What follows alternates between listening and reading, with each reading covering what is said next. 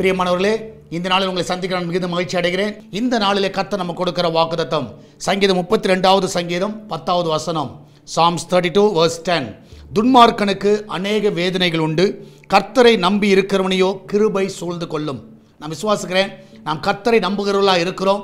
ஒருவேளை துன்மார்க்கனுக்கு அநேக வேதனைகள் இருக்கலாம், ஆனால் கர்த்தரை நம்பி இருக்கிற நம்மை அவருடைய கிருபை சூழ்ந்து கொள்ளும். நான் விசுவாசிக்கிறேன், அவருடைய கிருபை மாத்திரம் சூழ்ந்திருக்கும் என்றால் நிச்சயமாகவே அந்த வேதனைகள், அந்த பிரச்சனைகள், அந்த போராட்டங்கள் எல்லாவற்றிலும் அந்த கிருபை நம்மளை தாங்குகிறதை நம்ம பார்க்க முடியும்.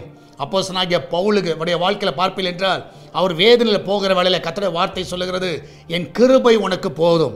நான் விசுவாசிக்கிறேன், இன்றைக்கு நீங்கள் போகிற எல்லா பாதையில் அவருடைய கிருபை போதும். அந்த கிருபையை சார்ந்து கொள்ளுங்க.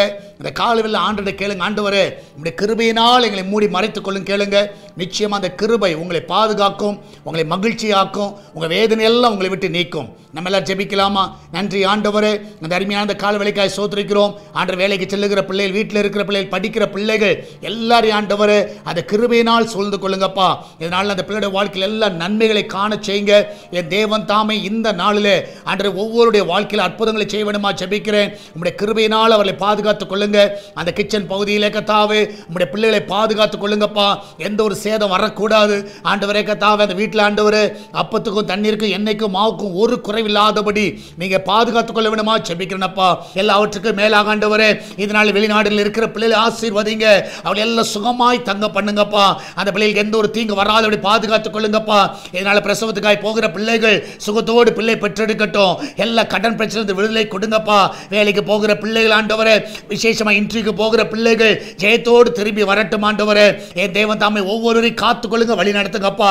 சால்வேஷன் டிவிக்காக ஜெபிக்கிறோம். அவரோட தேவைகள் எல்லாம் சந்திங்கப்பா. இதனால கூகுள் பே, போன் பே, பேடிஎம் மூலமாக, மணி ஆர்டர் மூலமாக இந்த ஊழியத்தை தாங்குகிற எல்லா பிள்ளைகளும் ஆசீர்வதிங்கப்பா. ஆண்டவரே சுவிசேஷ பணியில் விதைக்கிற ஒவ்வொரு விதைகளும் ஆண்டவரே இந்த சுவிசேஷ காரியங்களில் அநேகர் ரட்சிப்பின் பாதையில் கொண்டு வருவதற்கு அது பிரயோஜனப்படுத்துவீராக. சுவிசேஷம் எடுத்து செல்வதற்கு பிரயோஜனப்படுத்துங்கப்பா.